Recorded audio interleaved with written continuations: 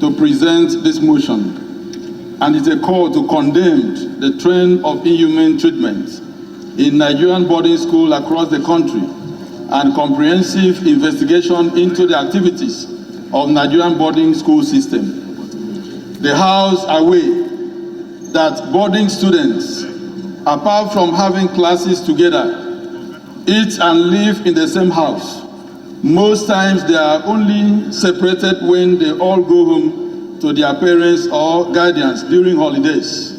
While there is no way to make a broad conclusion as to whether boarding schools are good or bad, some recent developments in Nigeria have triggered public outrage as many share their experiences.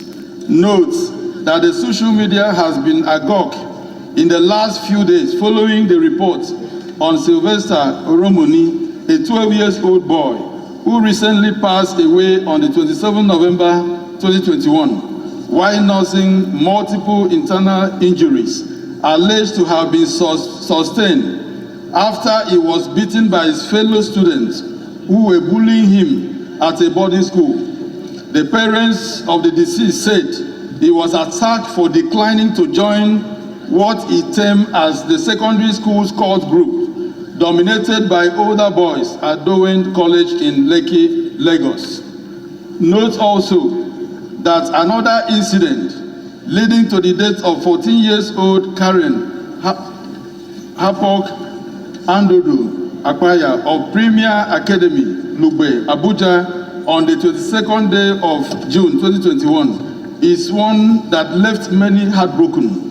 Our parents narrated how their daughter was sexually assaulted and later died of complications as a result of a condom left in her private parts. 6 months later, there is still no news of a suspect being arrested. Cognizant that following the two recent cases, some Nigerians on the social space have been voicing out their bitter experiences with boarding school system of operation. A public analyst who spoke on the trending issue said bullying is a major pandemic in Nigeria boarding school today. Also, social organizations have attacked the Ministry of Women Affairs and Education over their silence and complacency on the several incidences of killings and abnormal behaviors in our boarding schools across the country, described their position and inaction as disappointing. Honorable Osai, allow leader to concentrate. Honorable Osai. Cognizant that the federal government should, without delay, launch a national campaign. The campaign should include advocacy, public sensitization, and social mobilization, as it will take the joint effort of government, school management, and parents to curb ugly happenings in our boarding schools. All hands must be on deck to curb the spread of this new trend. The House resolved to condemn in strong terms the recent incidences of inhumane treatment and abuses happening in the boarding schools across the country. Urge the Federal Ministry of Education to set out guidelines for the operations of boarding schools across the country. Mandate the Inspector General of Police to immediately commission and take over the investigation, prosecution, and punishment of the perpetrators of the identified heinous crimes. Mandate the House Committees on Education, Youth Development, and Women Affairs and Social Development to follow up with the investigation. Set up committee to brainstorm and come up with the modalities and report to the House within 2 weeks.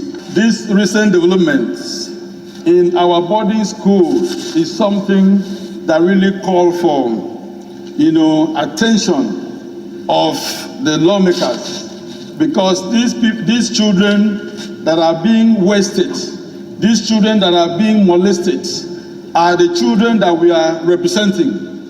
They are our constituents. So we cannot watch this kind of situation happening in our boarding schools across the entire country. So that's why I rise this morning and appeal to my colleagues to join voices and then stand and defend the innocent children, innocent Nigerians that only go to school to develop the talent, the God-given talent, so that tomorrow they can become better citizens and contribute towards the development of this country. Mr. Speaker, I want to also use this opportunity to call on Federal Ministry of Education to rise to this challenge. They cannot allow schools to run their boarding schools the way they like. This issue is everywhere. I set in a motion that the Federal Ministry of Education should set out proper guidelines on the operation of boarding schools, because I'm quite sure if proper measures have been put in place, all these killings wouldn't have been taking place. There would have been a proper way of monitoring the activities of these children. So I want to submit by saying that my colleagues should join voice to call on Federal Ministry of Education to commence effective monitoring of boarding schools across the nation. Incidentally, this is one of the motions I was billed to move this morning, but our brother has taken it. We have allotted 2 minutes to you, and we are going to stop you by the time we are 2 minutes exactly. I just need a minute. So I need to put just an amendment to it, since he has taken it extensively. The amendment will include that the House do observe a minute silence for those who have died from this brutality, and the House also commiserates with the families. It is very important for us to send this strong signal that our children cannot be treated in this way. There was one more case in Kwara, if you remember, that trended, where they were giving corporal punishment to a student in Kwara.